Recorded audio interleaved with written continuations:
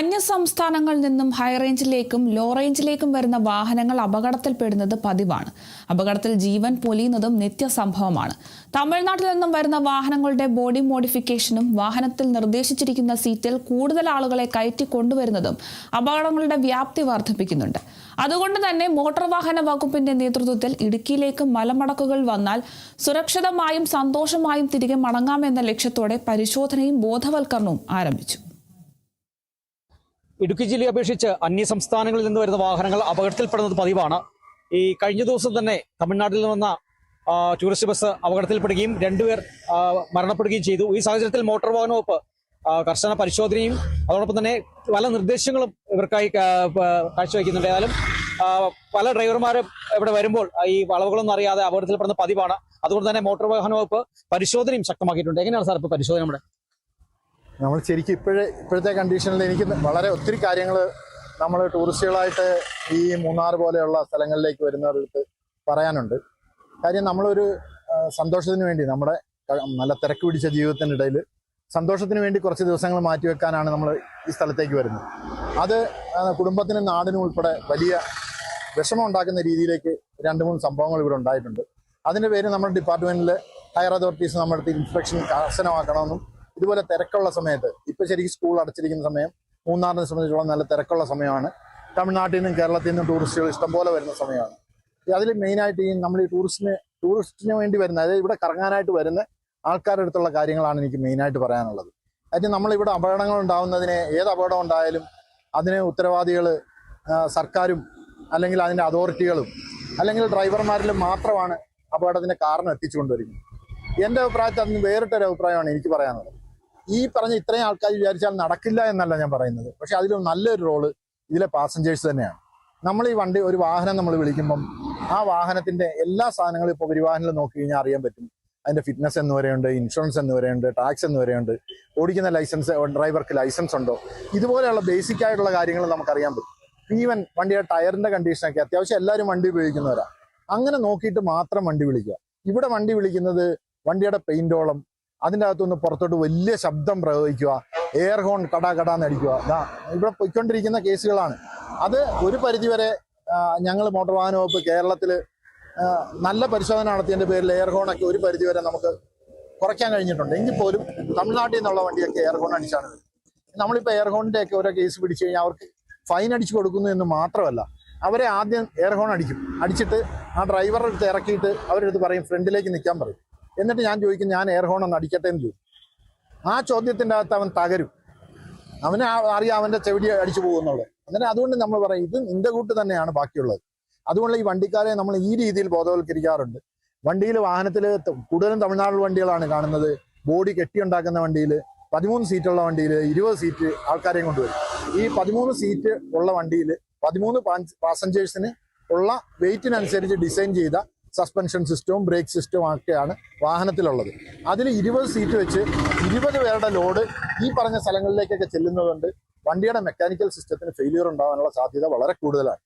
പിന്നെ അതിനോടൊപ്പം നമ്മുടെ ഇവിടുത്തെ ഈ സ്ലോപ്പ് ഏത് മലയായാലും നമ്മൾ കയറുന്ന അതേ ഗിയറിൽ തന്നെ തിരിച്ചിറങ്ങി വരണമെന്നുള്ളത് ഈ അടുത്ത ഒരാളുടെ 2-3 പേരുടെ ജീവൻ നഷ്ടപ്പെട്ടതിന് ശേഷം മാത്രമാണ് ആൾക്കാർ മനസ്സിലാവുന്നത്. ഇപ്പം ഞങ്ങൾ കഴിഞ്ഞ ദിവസം ചെക്കിങ്ങിനിടയ്ക്ക് കണ്ടു, നല്ല ഇറക്കമുള്ള സ്ഥലത്തൂടെ താഴേക്ക് ഇറങ്ങിപ്പോകുന്ന വണ്ടി ലോ ഗിയറിൽ ഒരു വലിയൊരു വാഹനം പോകുന്നത് പോലെ ടെമ്പോ ട്രാവലർ പോകുന്ന വണ്ടി. കാര്യം അവർ സെക്കൻഡ് ഗിയറിലിട്ടാണ് ആ ഇറങ്ങി വരുന്നത്. ഇതിനു മുമ്പ് അതല്ല, ന്യൂട്രലിലിട്ട് വിട്ടിങ്ങി പോരുവായി ചെയ്യുന്നത്. ബ്രേക്ക് വന്ന് നമുക്ക് സ്ലോ ചെയ്യേണ്ടി വരുന്ന സമയത്ത് കംപ്ലീറ്റ് ആ ഇറക്കം മുഴുവനും ബ്രേക്ക് പെഡലിൽ കാല് വെച്ചിട്ട് ബ്രേക്ക് ഫെയ്ഡ് ആയത് ബ്രേക്ക് ഷൂവിനെയും ഡ്രമ്മിനെയും ചൂടാക്കി പഴിപ്പിച്ച് കഴിയുമ്പോഴത്തേക്ക് പിന്നെ ചവിട്ടി കഴിഞ്ഞാൽ വണ്ടി നിൽക്കത്തില്ല. അങ്ങനെയാണ് ഈ അപകടങ്ങൾ കൂടുതലും ഉണ്ടാകുന്നത്. അപ്പോൾ അതൊക്കെ ഒരു പരിധിവരെ 2-3 പേരുടെ ജീവൻ നഷ്ടപ്പെട്ടിട്ടെങ്കിലും വ്യത്യാസം ഉണ്ടായി.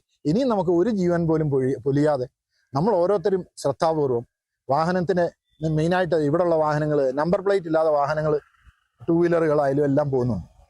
ഈ 2 വീലർ എന്ന് പറയുന്ന സാധനം ഏറ്റവും അൺസേഫ് ആയിട്ടുള്ള ഒരു വാഹനമാണ്. ഇത് വണ്ടി മാനുഫാക്ചർമാരെയും ഇതിന്റെ മേളിലുള്ള ആൾക്കാരെയും ചോദ്യം ചെയ്യുകയാണെന്ന് ചിന്തിക്കരുത്. സേഫ്റ്റിയുടെ കാര്യത്തിൽ ഈ 2 വീലർ എന്ന് പറയുന്നത് വളരെ ചെറിയ ദൂരത്തേക്ക് വളരെ ശ്രദ്ധാപൂർവം അമിത വേഗതയില്ലാതെ പോകാനുള്ള ഒരു വാഹനമാണെന്നാണ് ഞാൻ മനസ്സിലാക്കിയിരിക്കുന്നത്. പക്ഷെ ഇപ്പോഴത്തെ അവസ്ഥ അതല്ല. ഇതിൽ അഭ്യാസം കാണിക്കാനും ഇതിന്റെ നമ്പർ പ്ലേറ്റ് ഇളക്കി വെച്ച് കേസ് വരാതിരിക്കാനും ഒക്കെ ആയിട്ടാണ് പോകുന്നത്. ഈ പോകുന്ന വാഹനം ഒന്ന് അപകടത്തിൽപ്പെട്ടാൽ ഈ അപകടത്തിൽപ്പെട്ട ആൾക്ക് സംസാരിക്കാൻ കഴിയുന്നില്ലെങ്കിൽ സംസാരിക്കുന്ന ഒരു സാധനമാണ് ഈ വണ്ടിയുടെ നമ്പർ പ്ലേറ്റ്.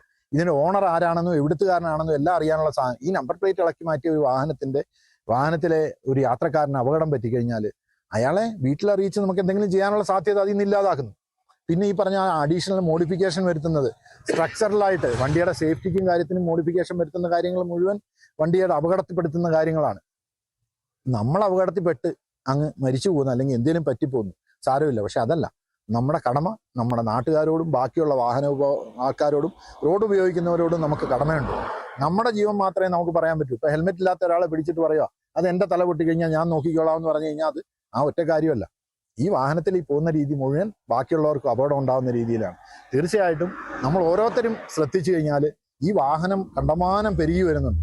ഈ വാഹനപ്പെരുക്കത്തിനിടയിൽ തീർച്ചയായിട്ടും റോഡിന്റെയും നമ്മൾ ബാക്കിയുള്ള സൗകര്യങ്ങളും അതിനനുസരിച്ച് വരുന്നു എന്ന് എനിക്ക് അഭിപ്രായമില്ല.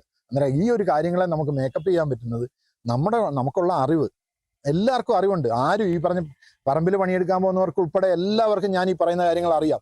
ഇതൊന്നും ആർക്കും അറിയാത്ത കാര്യങ്ങൾ ഞാനൊന്ന് പ്രത്യേകം ഉണ്ടാക്കിയെടുത്തൊന്നുമല്ല, എല്ലാവർക്കും അറിയാവുന്ന കാര്യം. പക്ഷെ എല്ലാവരുടെയും മനസ്സിലേക്ക് ഞാൻ ഈ പറഞ്ഞ കാര്യങ്ങളൊക്കെ ഒന്ന് കയറിയാൽ എനിക്ക് 100% വിശ്വാസമുണ്ട് ഒരു ജീവൻ പോലും ഈ റോഡിൽ പൊലിയില്ല എന്നും അത് നമുക്ക് ഓരോരുത്തർക്കും അഭിമാനിക്കാൻ പറ്റുന്ന അവസരമാകുന്നു. അതുകൊണ്ട് തീർച്ചയായിട്ടും ഈ അവധി കാലങ്ങളിൽ വരുന്ന ആൾക്കാർ അവരുടെ ജീവനും ബാക്കിയുള്ളവരുടെ ജീവനും സേഫ് ആവുന്ന രീതിയിൽ സന്തോഷത്തോടെ ഇവിടെ വന്നിട്ട് തിരിച്ചു പോകാനുള്ള അവസരം ഉണ്ടാകട്ടെ എന്ന് ആത്മാർത്ഥമായി ആഗ്രഹിക്കുന്നു. ഈ തമിഴ്നാട്ടിൽ നിന്ന് വാഹനങ്ങൾ ചിലപ്പോൾ 12 സീറ്റ് 14 സീറ്റുള്ള കപ്പാസിറ്റിയുള്ള വാഹനങ്ങളാണ്.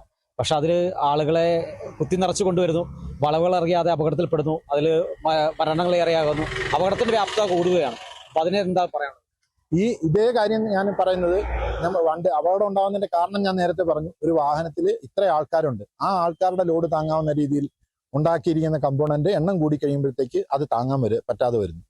പിന്നെ വണ്ടിയുടെ സെന്റർ ഓഫ് ഗ്രാവിറ്റി ഈ വണ്ടി ഉണ്ടാക്കിയിരിക്കുന്ന വണ്ടിക്കകത്ത് എല്ലാ ആൾക്കാരും ഇരുന്ന് പോകുന്ന രീതിയിലാണ്. നിന്ന് പോകുമ്പോഴത്തേക്ക് അതിന്റെ സെന്റർ ഓഫ് ഗ്രാവിറ്റിക്ക് വ്യത്യാസം വരുന്നുണ്ട്. അങ്ങനെ അപകടങ്ങൾക്ക് സാധ്യതയുണ്ട്. തീർച്ചയായിട്ടും നമ്മൾ 14, 13, 26 യാത്രക്കാരുണ്ടെങ്കിൽ ഇന്നിപ്പം ഞങ്ങൾ ചെക്ക് ചെയ്ത ഒരു വണ്ടിയിൽ 20ഓളം യാത്രക്കാരുണ്ടായിരുന്നു. ഇനിയും പറയുന്ന കാര്യങ്ങൾ പറയാൻ പറ്റുന്നതാണോ എന്ന് എനിക്കറിയില്ല. ഇത് പൂർണ്ണമായിട്ട് നിയമം നടപ്പാക്കണമെങ്കിൽ ഓരോ സീറ്റിന്റെ അഡീഷണൽ ആയിട്ടുള്ള വലിയ തുക ടാക്സ് ആയിട്ട് കളക്ട് ചെയ്യുകയാണ് വേണ്ടത്. എൻ്റെ ഒരു ഐഡിയയിൽ തോന്നിയിട്ട് ഇപ്പം പിടിക്കുന്ന ആൾക്കാരുടെ അടുത്ത് ഇത് പറഞ്ഞ് ബോധവൽക്കരിച്ച് തമിഴ്നാട്ടിലുള്ള ആൾക്കാർ ഉൾപ്പെടെ എല്ലാവരെയും അറിയിക്കുന്ന രീതിയിലേക്ക് കൊണ്ടുപോകും. അപകടം ഉണ്ടാവാൻ ആളിന്റെ എണ്ണം കൂട്ടിയ അപകടം ഉണ്ടാവുന്ന എന്താണെന്ന് ആൾക്കാർ ചോദിക്കും, അല്ലെങ്കിൽ ഉണ്ടാവുമോ എന്ന് ചോദിക്കുന്നു. തീർച്ചയായിട്ടും ഞാൻ ഈ പറഞ്ഞ കാരണം കൊണ്ട് തീർച്ചയായിട്ടും അപകടം ഉണ്ടാവും. വളവ് തിരിയുന്നു, ഇവിടെ എല്ലാം കയറ്റമാണ്, ഇറക്കമാണ്. വളവ് തിരിയുകയൊക്കെ ചെയ്യുന്ന സമയത്ത് നിൽക്കുന്ന ആൾക്കാർ വണ്ടിയെ മറിക്കാനുള്ള സാധ്യതയുണ്ട്. അതുപോലെ ബ്രേക്ക് ചെയ്യുമ്പോൾ ഉദ്ദേശിക്കുന്ന പോലെ ബ്രേക്ക് ചെയ്യത്തില്ല. തീർച്ചയായിട്ടും അപകടത്തിന് സാധ്യതയുണ്ട്. ആദ്യഘട്ടത്തിൽ ഇപ്പോൾ ഒരു ബോധവൽക്കരണവും ചെറിയ നടപടിയായിരിക്കും അല്ലേ? അതെ, അത് തന്നെ ഞാൻ കറക്റ്റ് അത് തന്നെയാണ് ഉദ്ദേശിക്കുന്നത്. നമ്മളിവിടെ തമിഴ്നാട്ടിൽ നിന്നും ബാക്കി അന്യ സംസ്ഥാനങ്ങളിൽ നിന്ന് നമുക്ക് ഇവിടെ ടൂറിസ്റ്റായിട്ട് വരുന്നത് അത് നമ്മുടെ നാടിന്റെ സമ്പത്തിനെ ഉയർത്താൻ പറ്റുന്ന ഒരു സാധനമാണ്. ആ ഒരു ബേസിൽ ഇന്ന് തന്നെ പിടിച്ചു കഴിഞ്ഞപ്പോൾ പറഞ്ഞു, സാറേ ഇനി ഞാൻ തമിഴ്നാട്ടിലേക്ക് വരുന്നില്ല, ഇതോടെ ഞാൻ നിർത്തിയേക്കാമെന്നാണ് പറഞ്ഞത്. അപ്പൊ അങ്ങനെ നമുക്ക് ആരെയും വിഷമിപ്പിച്ച് അല്ലെങ്കിൽ നമ്മുടെ ഇവിടേക്കുള്ള വരുമാനം ഇല്ലാതാക്കിക്കൊണ്ട് ചെയ്യാൻ ഞാൻ ഉദ്ദേശിക്കുന്നില്ല. അവരെ ആദ്യം കാര്യങ്ങൾ പറഞ്ഞ് ബോധ്യപ്പെടുത്തുന്നു. ചെറിയ ഒരു കുഞ്ഞടി കൊടുക്കുന്നു, വലിയ അടി കൊടുക്കുമോ ശല്യപ്പെടുത്തുമോ ഒന്നും അല്ല. ഒരു കുഞ്ഞടി കൊടുത്തിട്ട് എല്ലാം ശരിയാവാനുള്ള അവസരം കൊടുക്കും. എല്ലാം ശരിയാവുമെന്ന് പ്രതീക്ഷിക്കാം. ഏതായാലും ആദ്യഘട്ടത്തിൽ ചെറിയ നടപടികളും ബോധവൽക്കരണവും നടത്തും. പിന്നീട് ഒരു ജീവൻ പോലും പൊലിയാതെ ഇടുക്കിയിൽ നിന്ന് ഒരു സന്തോഷ യാത്ര എന്നൊരു നിർദ്ദേശവും അല്ലെങ്കിൽ ആ ഒരു ലക്ഷ്യം തന്നെയാണ് മോട്ടോർ വാഹന വകുപ്പ് മുന്നോട്ട് വയ്ക്കുന്നത്. ക്യാമറമാൻ AP രാജുക്കൊപ്പം വിനീഷ് ആന്റണി, കേരള വിഷൻ ന്യൂസ്, ഇടുക്കി.